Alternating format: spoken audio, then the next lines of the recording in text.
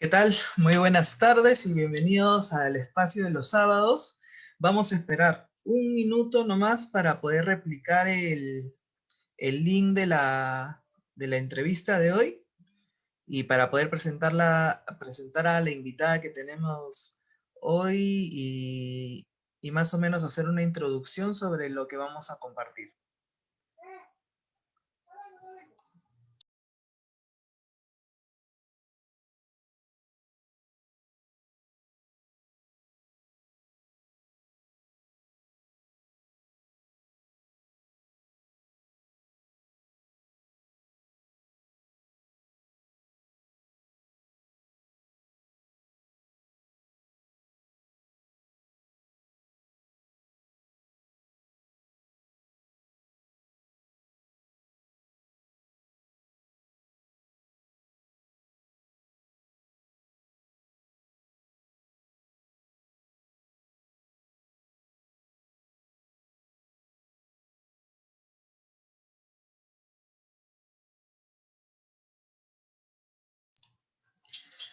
¿Qué tal?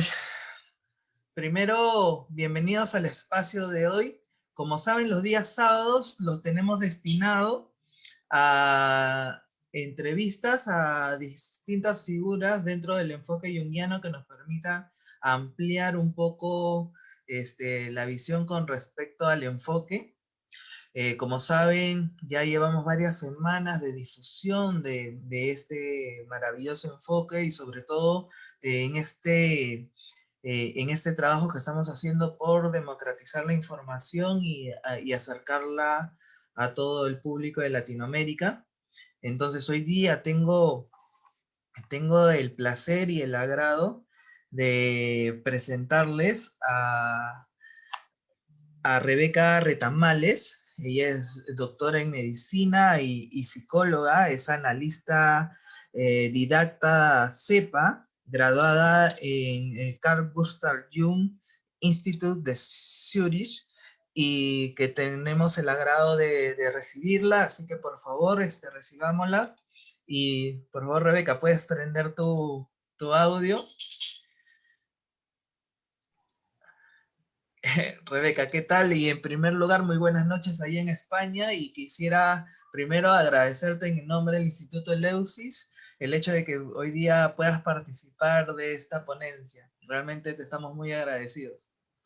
Bueno, yo estoy muy agradecida de vosotros y agradecida del impulso que tenéis como grupo, de la energía que ponéis en este trabajo de difusión de la psicología analítica, que bueno, que es mi campo y me encanta. Entonces, me gusta mucho que estéis promoviendo estos encuentros.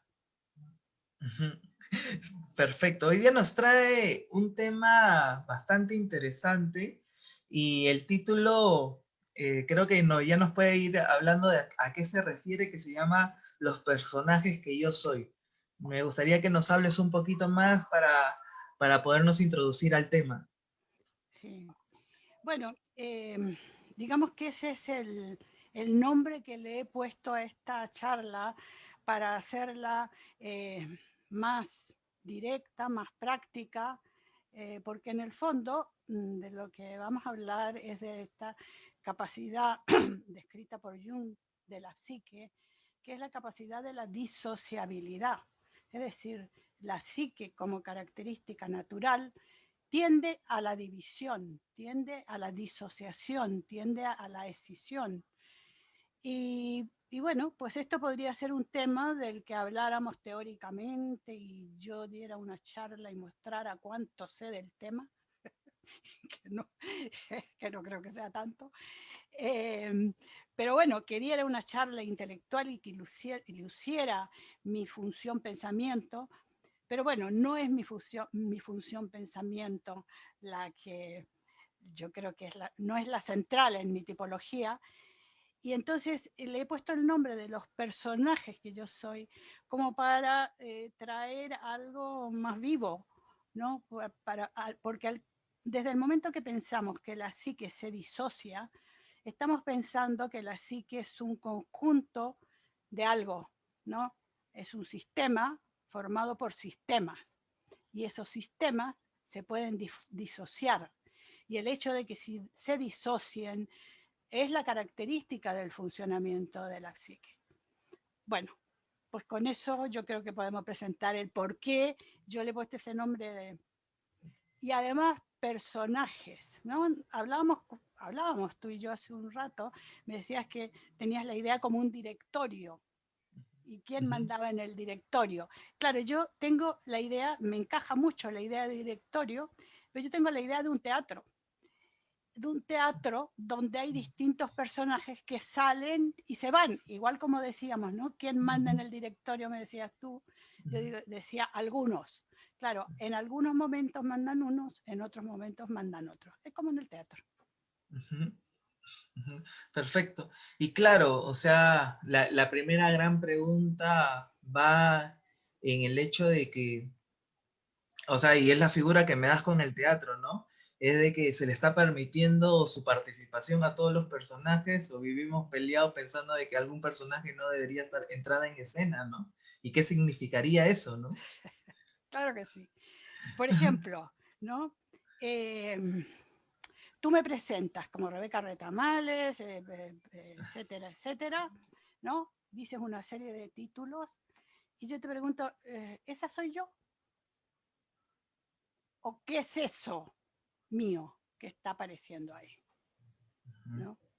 Es decir, no es el modo eso, ¿no? No es algo que al presentarme así, al dar esos datos acerca de quién soy yo, estás mostrando que tendría yo la idoneidad para hablar sobre este tema.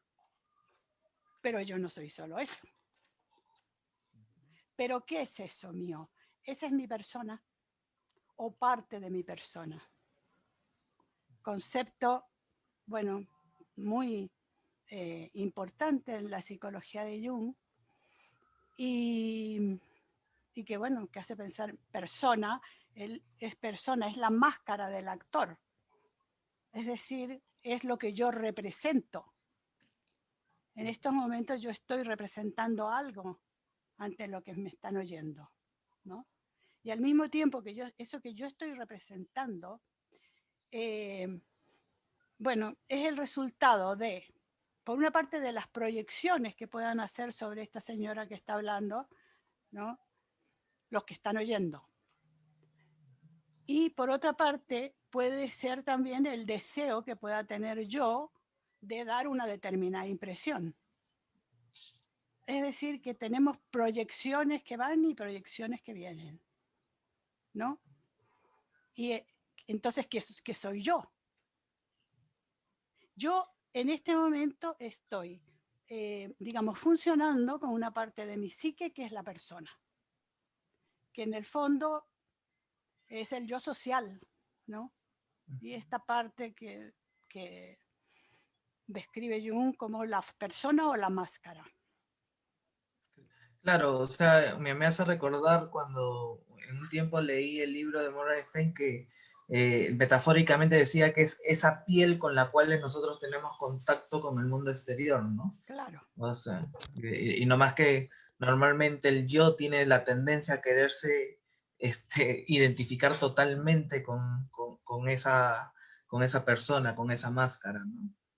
Pero ese es un problema muy grande, Uh-huh. porque, bueno, si pensamos en el proceso de individuación, tal como lo describe Jung, evidentemente que el primer contacto que uno tiene, si uno hace una introspección o si uno quiere hacer algún trabajo interior, podríamos decirlo, el primer contacto es con ese ser que yo creo que soy y que muestro ante los demás. Y para empezar, yo tengo que conocer, ¿no?, qué es lo que muestro ante los demás y por qué lo muestro. Ese es un gran paso, porque si yo me creo que soy esa persona, ¿no? Es decir, yo me creo, es decir, ocurre con bastante frecuencia en la jubilación, ¿no? Es decir, un profesor que se jubila y que ya no es profesor, Es decir, ya no puede vivir según la persona que determina la universidad en que trabaja, ¿no? Entonces ya no es profesor. Si ese profesor está tan identificado con su categoría de profesor, después de jubilarse, siente que no es nada, porque ha fundamentado su identidad en ese rol social, en ese yo social, ¿no? Y bueno, evidentemente que un trabajo fundamental para poder avanzar en el autoconocimiento y para poder vivir saludablemente es superar la persona y saber que uno pues será profesor, pero eso no es nada. Uno es mucho más. Y entonces la psicología de Jung nos va conduciendo, digamos, el análisis y el proceso de individuación nos va conduciendo a tomar contacto con distintas partes de nuestra psique. Y porque es distintas partes, porque estamos disociados, es que es normal, ¿no?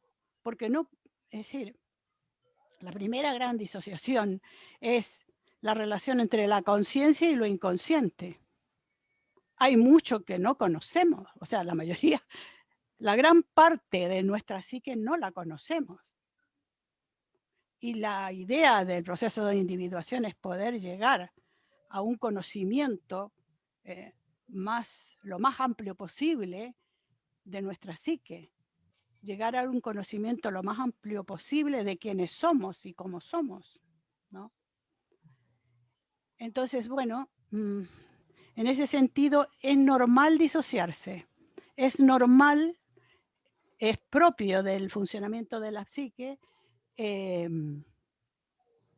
bueno, pues tener una forma de presentarse ante los demás, pero no disociadamente, sabiendo que uno no es eso, ¿no? Sabiendo que el profesor no es solo profesor. Tenemos ahí todo el tema de los roles recíprocos de la psicología social, que bueno, la debe saber mucho todo el mundo, ¿no? Que es que uno es según el contexto social en que esté. O sea, yo no soy profesora si no tengo alumnos. Ahora estoy ejerciendo mi rol de profesora, pero cuando estoy con mis amigas, pues yo no puedo ser profesora, porque si no sería inaguantable, ¿no? Si uno sigue, o médico, ¿no? Un médico, por ejemplo, que sigue ejerciendo su rol de médico cuando está con los amigos, es terrible, porque no termina nunca de tratar de cuidar a los demás cuando no es eso lo que siempre... esa es su profesión, pero eso no es todo su ser, ¿no? Bueno, pues eso. Y es claro, o sea, por ejemplo, a mí esta gran duda que me causa, ¿no es esto? Siento que este proceso, por ejemplo, este proceso de identificación que va teniendo el yo con ciertos contenidos que tienen que ver, por ejemplo, con este proceso, esta primera parte del himno de la polilla, ¿no? Este crecer y construcción del yo. O sea, sí se llega a ser necesario identificarnos porque, por ejemplo, muchas veces ante una pregunta tan grande como esa, ¿quién eres? Siento que hay personas, por ejemplo, que se identifican más con contenidos personales, ¿no? Yo soy el abogado, yo soy yo soy tal, yo soy cual, yo soy tal. O hay otras personas que se identifican más con el colectivo. Yo vengo de la familia tal, soy un peruano, soy tal, si tengo esta religión o X cosas.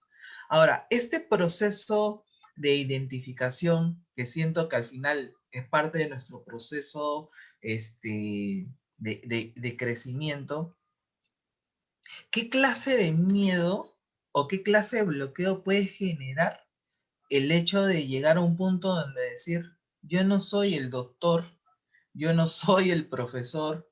O sea, ¿qué clase en su experiencia de resistencias se llega a encontrar a este primer intento de comprender de que no eres solo esa figura que te da, por ejemplo, este éxito social, ¿no?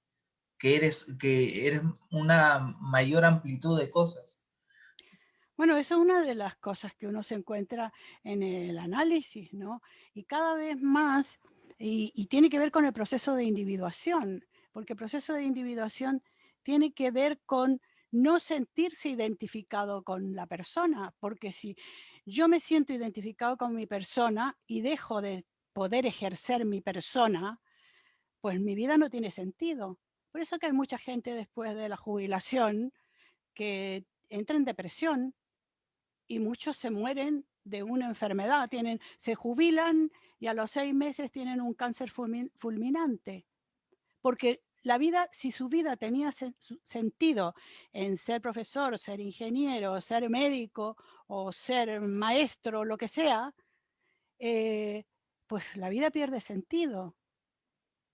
Entonces, yo creo que el tema es que si uno evoluciona psicológicamente y si seguimos el patrón de Jung y lo que Jung nos aportó acerca de la estructura de la psique, partiendo de su experiencia, ¿no? Nosotros vamos a ir viendo que en el proceso de individuación o de crecimiento o de camino interior, vamos a ir confrontándonos o encontrándonos con distintos aspectos de nuestra psique que se han personificado, o sea, que están personificados. ¿Qué quiere decir esto? Que están conformados formando un sistema independiente, por ejemplo, ¿no? Por ejemplo, se dice que el primer paso en el proceso de individuación es el encuentro con la sombra. Se ha escrito muchísimo y ese es un tema que le fascina a mucha gente. ¿Y qué es la sombra? ¿No? Claro, para entender esto tenemos que pensar que la psique es un conjunto formado por conciencia e inconsciente, ¿no? Y la sombra es aquel aspecto de nuestra psique que no conocemos, porque todo el proceso de individuación es un proceso de autoconocimiento. ¿Vale? Estamos en este camino interior y uno de los aspectos fundamentales con los que tenemos que confrontarnos y tenemos que conocer es la sombra. Primero, la persona, de alguna manera, tenemos que ser capaces de no identificarnos con nuestra persona. Luego de que ese proceso ha ocurrido, ¿no? Llega el momento en que nos encontramos con ese aspecto de nuestra psique que no conocemos porque hemos depositado en lo inconsciente todo aquello de nosotros que no nos gusta, todo aquello de nosotros que no nos hace sufrir, que nos hace sufrir, todo aquello que nos avergüenza, todo aquello que nos hace sentir como malas personas, ¿no? Entonces, como eso es muy incómodo, pues lo mejor que hacemos y hace lo inconsciente. No, aquí no interviene el yo para nada, ¿no? Aquí es un proceso natural en el cual, por mecanismos de supervivencia, aquello que uno no puede aceptar de uno mismo o aquello que le avergüenza de uno mismo, lo borra. Es facilísimo. Si algo no le gusta o si alguna cosa, bueno, pues le hace sufrir o le hace sentir mala persona o lo que sea, es facilísimo, automáticamente se borra. Entonces, el gran trabajo del proceso de individuación y el trabajo analítico es que, en este caso, el yo, ¿no? esté dispuesto a caminar en ese sentido de transitar y tener el valor de tomar contacto con todo aquello de uno que no le gusta. ¿Y eso qué es? Es un proceso de ir incorporando aspectos inconscientes a la conciencia. Es decir, si yo digo, bueno, pues es que yo no soy tan simpática como muestro a través de mi persona, ¿no? Si yo veo que a lo mejor pues tengo rasgos de control o de dominio o de egoísmo, porque ahí dentro de la persona uno, digamos, guarda todo aquello que moralmente le hace sentirse mal, la culpa, etcétera, porque, oye, nos gusta sentirnos muy bien, muy buenos y muy generosos. Bueno, pues un gran desafío es afrontar aquellos aspectos de uno que no le gustan, que no dan la imagen que a uno quisiera dar, o sea, que no se corresponden a la persona que uno quiere mostrar. Y entonces, bueno, yo creo que hay que tener mucho valor para afrontar su sombra. Y a mí, en el trabajo analítico, a mí me merece mucho respeto la gente que es capaz de afrontar su sombra. Para empezar, eso ya es un paso, un punto en el desarrollo de la psique, ¿no? Y además es una suerte, porque si pensamos que en la sombra es una especie de sistema en el cual están recogidas toda una serie de experiencias que a uno no le gusta porque las encuentra negativas, a lo mejor no son ni negativas, pero porque las encuentra negativas, porque dañan la imagen que uno quiere dar o la imagen que uno tiene de uno mismo, porque uno tiene una imagen, puede dañar la autoestima, lo que sea, ¿no? El hecho de afrontar todo aquello que es desconocido en uno mismo, es que se puede encontrar uno con grandes sorpresas, porque se va a encontrar con capacidades y con talentos guardados por las razones que sean, que están ahí como en ese sistema, como congelados, ¿no? Es un paquete que guarda todo, guarda lo negativo y lo positivo. Y es un paquete de una energía psíquica que está contenida. Entonces, el afrontar la parte oscura de sí mismo, ¿no? Sombra, la parte oscura de sí mismo, con valor, yo creo que da un beneficio inmenso. Y es lo que permite que uno pueda seguir el proceso de individuación. Claro, o sea, hay una frase que se decía, ¿no? En ese intento de botar el agua sucia también se bota el niño, ¿no? O sea, Exacto. que se bota el recurso. Y claro, o sea, creo que lo dejas bien claro, Rebeca, en ese sentido, porque en este último tiempo, donde se va viviendo esta generalización de esta espiritualidad light, se habla mucho de eliminar la sombra. O sea, Exacto. se habla como si la sombra no debería existir. Y a mí me da risa muchas veces estas personas que se presentan, ¿no? Que todo es maravilla, entonces somos seres de luz, ¿no? ¿No? Y te abrazan y de sentir el universo tocándote, y una cosa media extraña donde parece que está negando totalmente otra parte de la vida, ¿no? Entonces, muchas veces esta tendencia a tratar también por ejemplo, ingresar a estos procesos espirituales pensando de que se va a eliminar la sombra, ¿qué riesgos tú has visto que puede ir trayendo hacia una persona, ¿no? Porque Riesgos siento de que... tremendos. Bueno, te he interrumpido. No, no, no, no, no. Riesgos tremendos, porque si uno no asume aquellas partes oscuras de la psique eh, que existen, esas salen y saldrán en algún determinado momento. Es decir, bueno, pues hay tantos crímenes, hay tanta violencia en las que la persona no sabe por qué lo hizo o se dejó llevar por un momento de rabia extraordinaria y resulta que maltrato doméstico, mató a la mujer. Se estaban peleando, una pareja se estaba peleando y de repente se pasaron de agresivo y terminaron en muerte. Se pasó, es decir, la violencia creció y no fueron capaces de controlarla. Eso es lo que pasa por negar la sombra, ¿no?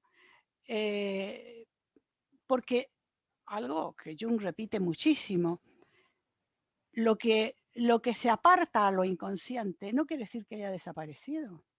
Toda esa energía psíquica, ¿no? De sombra, de negatividad, de odio, de envidia. Claro, esos son los aspectos de la sombra, porque como es tan mal visto ser envidioso, es tan mal visto tener odio, vale, pues yo no he tenido envidia nunca, dice algunas personas. No, no sé lo que es eso. Y bueno, a lo largo del tiempo va viendo que realmente lo central en su vida es la envidia.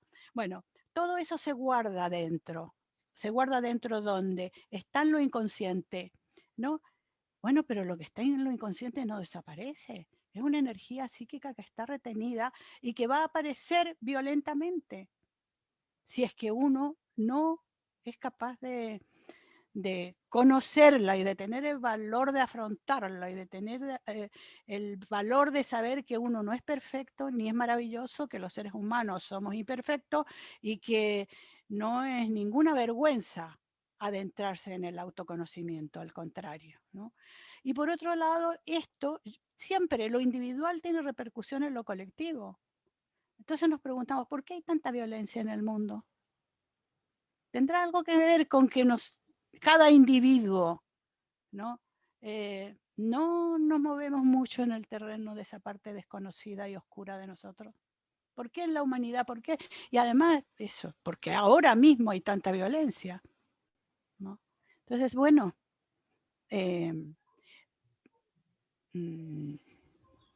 sí, creo yo que, bueno, es que estoy pensando algo que me parece importante para entender esto, ¿no?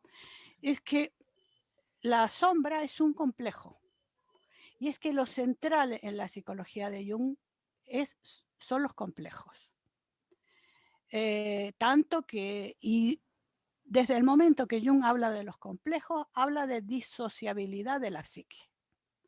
Porque un complejo es como un personaje, es como un ser distinto que aparece. Por ejemplo, es que lo estaba pensando cuando te daba el ejemplo de la violencia doméstica, ¿no? De repente puede darse, por ejemplo, hay un complejo tan conocido, ¿no?, que es el complejo de superioridad-inferioridad, o sea, el complejo de poder.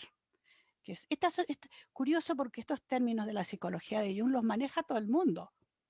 Los manejan bien o mal, generalmente con los conocimientos que cada uno tiene, pero yo creo que todo el mundo habla de sombra, todo el mundo habla de complejo, todo el mundo habla de complejo de superioridad o de complejo de inferioridad, ¿no? Y yo creo que un tema fundamental si hablamos de disociabilidad y si hablamos de personajes, para poder entenderlo tenemos que entender los complejos. Y un complejo es un conjunto de pensamientos, emociones, sentimientos, experiencias, ¿no?, que se organizan en torno a un núcleo que es afectivo. Entonces, el núcleo puede ser la ira, el amor, el odio, la violencia, bueno, la ira con la violencia, ¿no?, la envidia, los celos. Entonces, pensamos, por ejemplo, nos vamos a inventar un drama de una violencia doméstica. A lo mejor una pareja, ¿no?, que uno de ellos tiene un problema de celos, porque mucha de la violencia doméstica tiene que ver con este tema, ¿no? Uno de los miembros tiene un problema de celos y acusa a la otra persona. Esa persona tiene un problema de celos y en un determinado momento, por un detalle, se activa ese complejo de celos y la persona se siente invadida por el sentimiento de los celos. Y el sentimiento de los celos es horrible. Invade el yo, ¿no? Y el individuo se siente furioso, que no vale nada, que le desprecian, que no le quieren, que esto, que lo otro, ¿no? Es decir, los complejos, como dijéramos, sobrepasan al individuo y estrechan el campo de la conciencia. Es decir, ya esa persona que está invadida por el complejo de celo no es capaz de pensar con sentido común ni con lógica. No es capaz de decir, pero bueno, ¿de qué estoy teniendo celos? Porque vamos a pensar en un hombre, decir, porque mi mujer llegó del trabajo 10 minutos tarde, pero bueno, no puede. Su campo de la conciencia se ha estrechado de tal forma y el complejo se ha adueñado de toda su psique. Y lo único que ve es que la está engañando. La mujer se defiende. Bueno, la mujer se defiende. El hombre va creciendo, puede ser al revés, ¿eh? Es decir, también, las mujeres también tienen ataques de celo y también podemos ser tremendamente violentas. Bueno, pero hemos empezado con este ejemplo.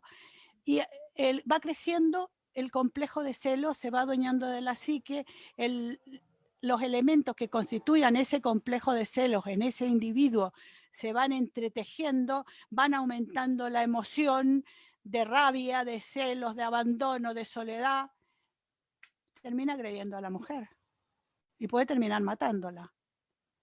No sé si habéis visto la película Te doy mis ojos. Es de una directora española, Itziar Boyain, No que la he llegado a ver. describe muy bien esto que yo estoy contando.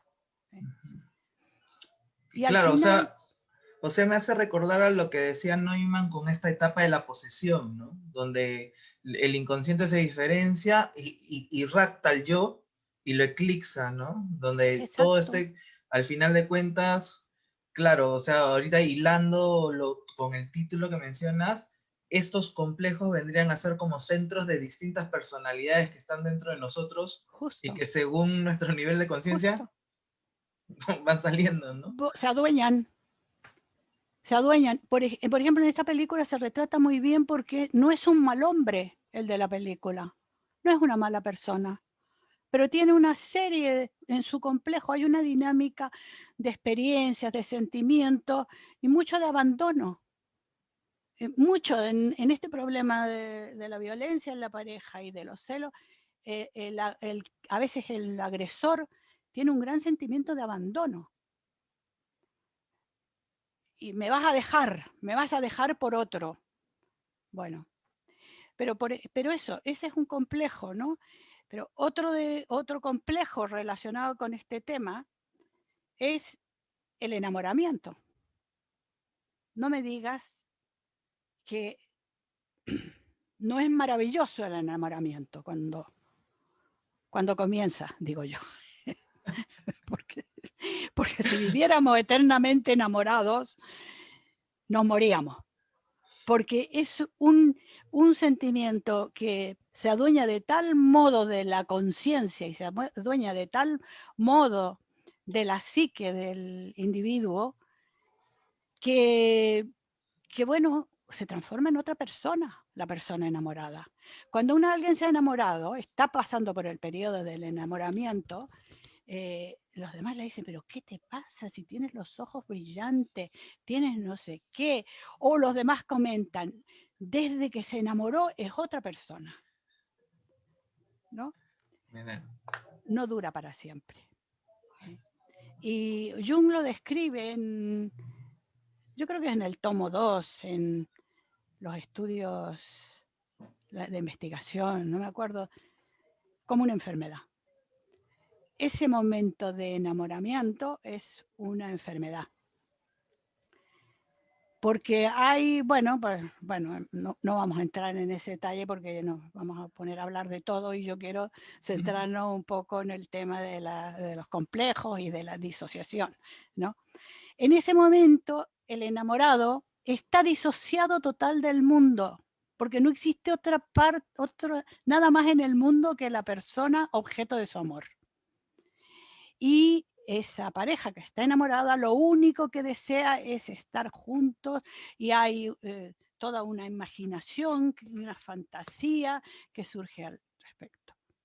Pero eso no puede durar siempre porque somos seres que necesitamos tener una independencia psíquica, ¿no? Pero en ese momento es un complejo en el enamoramiento, ¿no? Es decir, en ese complejo, el centro está el amor. ¿Y el amor qué es? El deseo de unirse a otro, ¿no? Pero claro, unirse a otro puede terminar en una fusión en la cual ya no hay individualidad. Y eso puede ser tremendamente dañino. Ese es un ejemplo, ¿no? El otro ejemplo de complejo es la envidia. Cuando por ejemplo, dicen, no, conté tal cosa y vi que fulanito se puso verde de envidia. Bueno, con esto que estoy tratando yo de hacer, de mostrar un poco cómo funcionan los complejos en el comportamiento. ¿No? Porque uno dice, encontré tan rara esta persona hoy. ¿Qué le habrá pasado?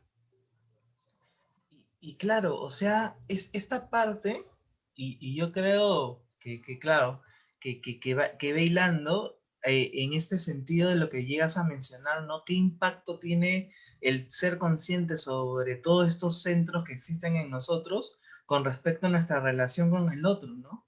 Porque, por ejemplo, mucho también se ve hoy de esta tipo de psicología causalista, ¿no? Dice, si hizo esto es porque es mala persona o porque no te quiso o porque no, cosas así, sin tratar de entender de que atrás de nosotros hay una complejidad grande, ¿no? Que no significa justificar, pero el hecho de entender eso nos lleva desde esta superficialidad en la cual se está metiendo el consejo rápido, ¿no? Claro, claro, pero eso no es análisis junguiano.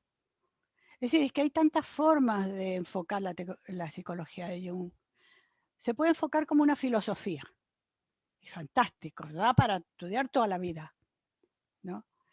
Pero si se aplica al desarrollo psicológico, ¿no? Si se vive como una posibilidad de desarrollo, de crecimiento, de ayudar a la salud de los seres humanos, es interminable, es inmenso. Porque, claro, se trabaja en un nivel de inconsciente. Es decir, yo no sacaría nada con decirle a una persona, mira, lo que tienes es un complejo de celos y lo que tienes que ser es ser menos celoso. Eso sería lo que haría un psicólogo que aconseja, ¿no? Uy, no, debes dejar los celos porque eso no es bueno, es malísimo. No, ¿de qué sirve? Es decir, lo que tengo que hacer yo como analista es tratar de crear las condiciones para que esa persona pueda tomar contacto con ese aspecto de su sombra, que sería, si es un aspecto de la sombra de una persona, el ser celoso y no saber que es celoso, ¿no? Sería ayudarle a ir tomando contacto con esos aspectos de su sombra, ¿no? A lo mejor hay maridos o hay mujeres que van a la consulta porque su pareja no aguanta sus ataques de celo. Y yo no voy a hacer, pues, a decirle, no, mira, no, es que, mira, es que es absurdo que seas celoso porque tu mujer o tu marido te quiere tanto, jamás es buena persona y no te va a dejar, o sea, es ridículo que haga eso yo, o es una pérdida de tiempo para mí, ¿no? Es decir, lo que importa, o como dijéramos, mi implicación en ese tema como analista es ayudarle a esa persona que tome contacto con ese ser que es su ser celoso, con ese personaje interior que es el celoso o la celosa, ¿no? Y al tomar contacto, darse cuenta cómo está construido el complejo, qué elementos tiene de sus vivencias infantiles, qué elementos tiene de sus experiencias personales, de pareja, qué elementos tiene de su propia personalidad, de su tipología, etcétera, pues si se va viendo eso, se podrá deshacer el complejo de celo. Porque la idea es eso, que el autoconocimiento permite, es como, yo muchas veces lo pongo como ejemplo, es como una tela, es un tejido, ¿no? Que está ahí muy bien tejido. Y deshacer el complejo es como empezar a tirar hilitos de esa tela para que se vaya deshaciendo. Y los hilitos los vas tirando en el trabajo analítico. Y sí, pues, ¿no? O sea, ahora, por ejemplo, que gran parte del mundo estuvo viviendo en este confinamiento, eh, ha sido muy interesante ver cómo este tema de acercarse al otro, donde ya no existe este espacio de evasión donde me voy 10 horas o 12 horas al trabajo, ha generado la convivencia y el choque de esas dos complejidades que Sí, muchas veces podrían haber estado separados mucho, mucho tiempo con este proceso de evasión, ¿no? y todo lo que ha implicado, ¿no? ¿Cómo lo has visto Claro, tú? sí, mucho conflicto. Mucho conflicto. He llegado a ver personas que se han divorciado, o sea, después del conflicto se han divorciado, porque ya es, llega el momento en que cuando no estás viendo a la otra persona al lado, no está tocando tu complejo, a veces, ¿no? O sí, no está tocando lo que te irrita, porque tienes tiempo para distraerte en otras cosas, etcétera. Pero conviviendo tantas horas juntos, se hace insoportable a veces el complejo del otro, ¿no? O esos complejos que se activan mutuamente. Y ha habido divorcios, ha habido problemas, sobre todo bastantes problemas también con el tema del espacio en la familia, ¿no? Y con el tema de los límites. Claro, estar 3 días encerrado con tu familia, si no es una familia que está acostumbrada a mantener límites, pues se producen conflictos tremendos, ¿no? Sí, sí, y yo he visto muchas personas, conflictos, por ejemplo, al no tener los mismos conceptos frente a los cuidados que hay que tener con el coronavirus. Y uno dice, no, yo no me pongo mascarillas. Y otro dice, pues yo me muero de miedo si no te pones mascarilla. O uno que dice, tienes que lavarte las manos. Y el otro dice, pues yo ya me las lavé. Ya me las lavé en la mañana, ¿para qué me las voy a lavar ahora que vengo llegando al mediodía? O, sí, sí, muchos problemas. Se activan todos los complejos que, que pueden mantener, que pueden formar incluso una pareja, ¿no? Eh, por ejemplo, hay un complejo que es este que comentaba yo algo sobre el tema del complejo de superioridad-inferioridad, que es un complejo en el que se enganchan también las parejas, porque es un complejo de poder. Es dos personas, ¿no? Puede haber una persona dominante y otra dominada. Pero ahí hay un complejo de poder en el que uno de los dos necesita sentirse por sobre el otro, sobrepasar al otro. Y el otro a lo mejor está acostumbrado a que uno de ellos lleve la voz cantante y se haga todo lo que esa parte de la pareja quiere, ¿no? A lo mejor hasta que llega un momento en que el que está en, en la posición inferior, digamos, se revela y quiere cambiar toda la estructura. Dice, no voy a permitir más que me mandes o que me exijas o que me... y entonces esa estructura de complejos que una pareja se ha acomodado durante el tiempo, juntos, de repente cambia, ¿no? Una cosa que yo veo muy frecuentemente es que cuando un miembro de la pareja cambia, el otro también. Pero muchas veces cuando un miembro de la pareja comienza a mejorar, el otro se enferma. Si es que hay una relación muy patológica, si es que hay una relación de dependencia mutua, eh, cuando una parte de la pareja comienza a mejorar, el otro empieza a empeorar. Por ejemplo, con el tema de los celos. Si una parte de la pareja empieza a mejorar y a querer encontrar su sentido personal en la vida, por ejemplo, la otra parte de la pareja, que es a lo mejor es la celosa, empieza a asustarse y entonces empieza a enfermar y bueno, pues puede llegar a deprimirse. Bueno, pues ese equilibrio que se mantiene, ¿no? Porque hay un complejo que ambos comparten y que se ha mantenido equilibradamente en un determinado momento, como puede ser el confinamiento o como puede ser alguna situación que tenga que afrontar la familia, bueno,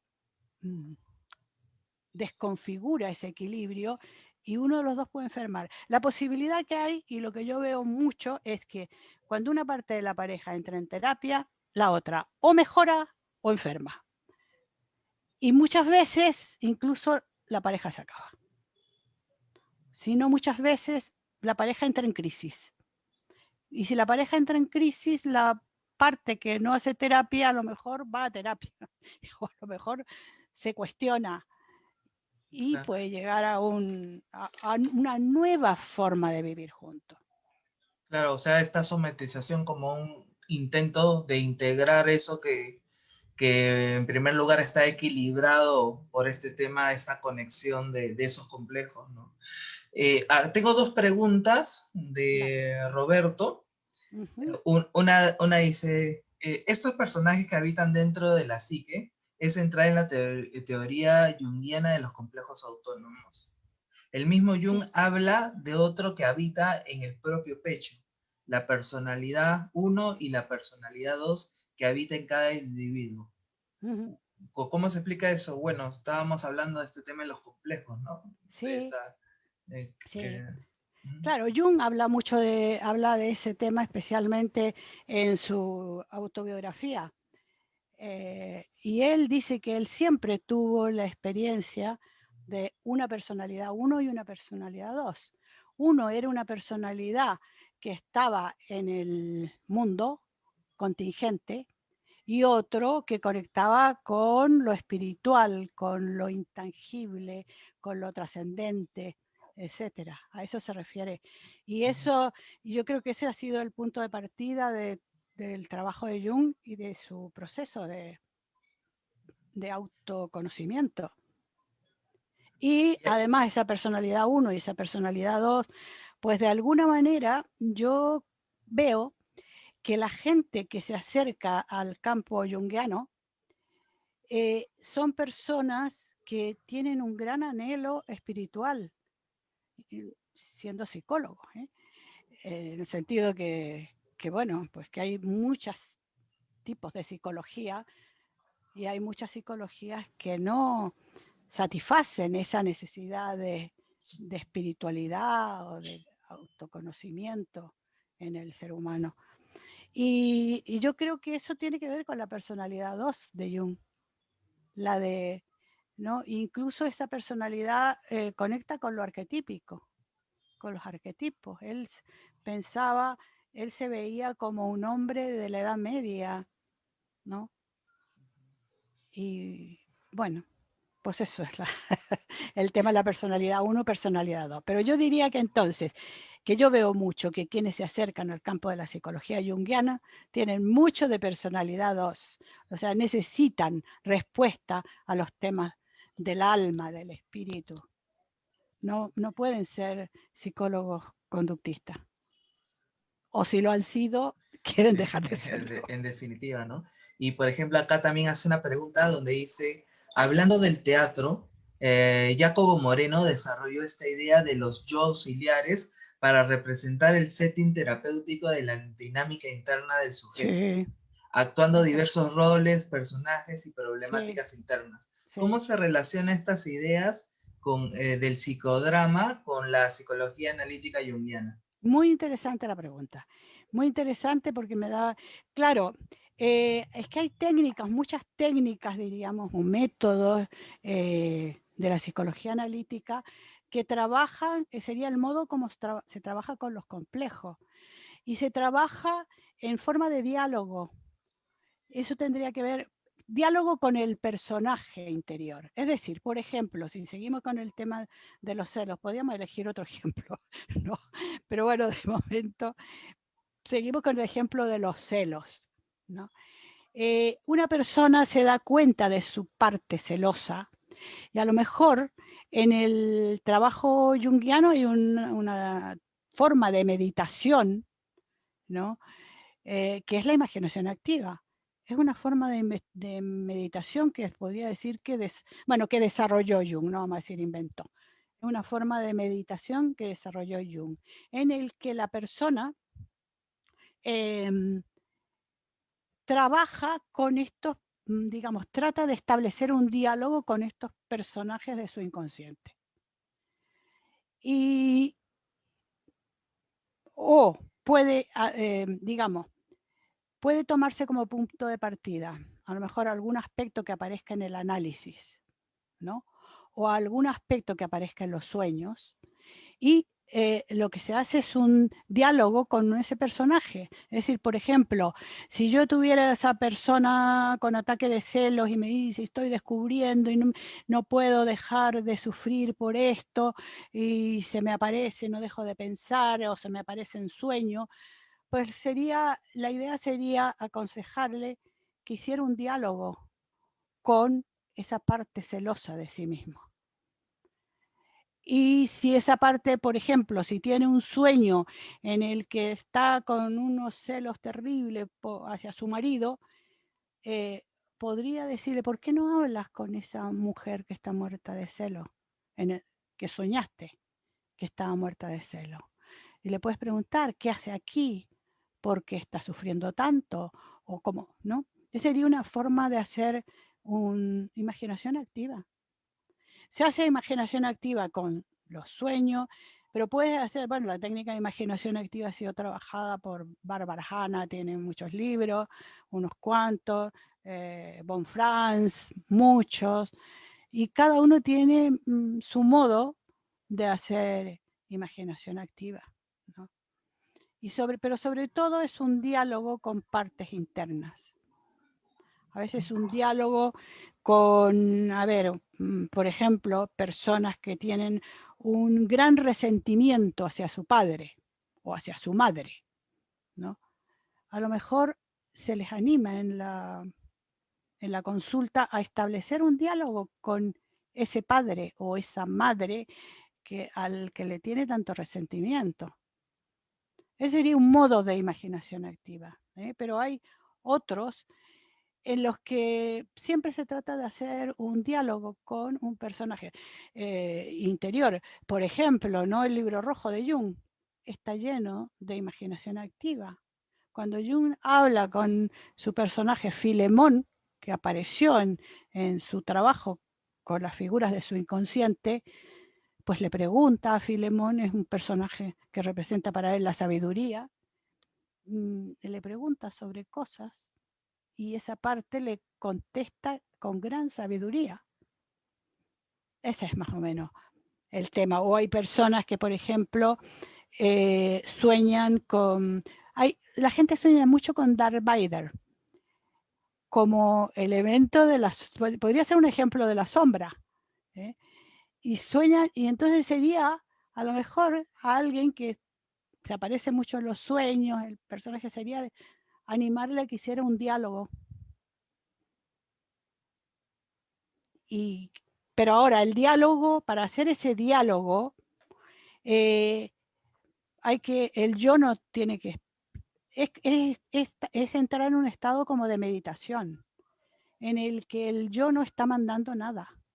El yo se queda en un segundo plano y es como jugar, es como hacer un psicodrama, pero con uno mismo. Y no es exactamente psicodrama, pero bueno. Claro. Acá hay un comentario también con respecto a este comentario que mencionaba sobre la personalidad 1 y la personalidad 2. Dice, ¿esto cómo se asocia a lo que acaba de decir sobre la personalidad 1 y la personalidad 2 en el ámbito de muchos clínicos con el espíritu de la época y profundidad?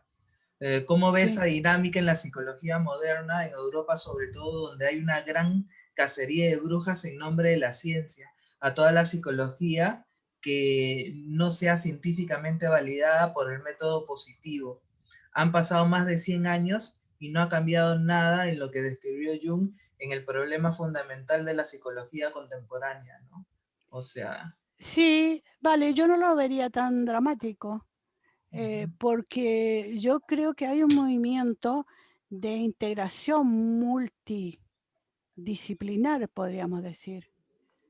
No lo vería tan dramático. Yo creo que hay un trabajo interpsicología, ya ha habido ya un intercambio, está habiendo, y hay bastante, digamos que con la neuroplasticidad del cerebro, porque es un gran tema dentro de la psicología, que digamos, las técnicas de la psicología cognitivo-conductual van trabajando en ese sentido. Yo creo que aportan mucho a el trabajo con las emociones. Y el trabajo con las emociones es algo fundamental en la psicología junguiana y en la psicoterapia junguiana. Es decir, si hablamos que lo central de la psicología junguiana es el tema de los complejos y la disociabilidad de la psique, mientras más sabemos sobre las emociones, cómo funcionan las emociones y la relación entre cerebro y los distintos mecanismos cerebrales y el cuerpo, porque las emociones son cuerpo, o por lo menos las sentimos y las vivimos en el cuerpo. El señor que se muere de rabia y agrede a su esposa, a lo mejor antes puede tener un ataque cardíaco, depende de dónde se dirija la ira, ¿no? Entonces, yo no lo veo tan... Yo soy más optimista. Y a lo mejor yo rechacé mucho la psicología conductista. Mucho. En la época que estudié era la posibilidad que había. Y no la rechacé mucho, no la pude...